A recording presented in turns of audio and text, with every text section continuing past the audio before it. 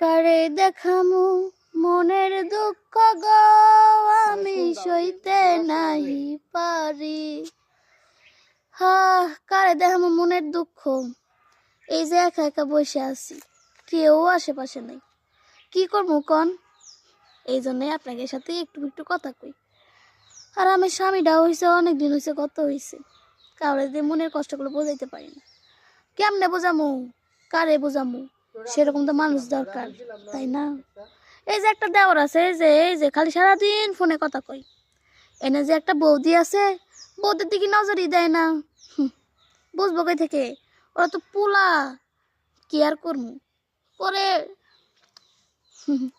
আঙ্গুল দিয়ে সব কিছু করি, মাথা চুলকাই। কি ভাবছেন কি করি?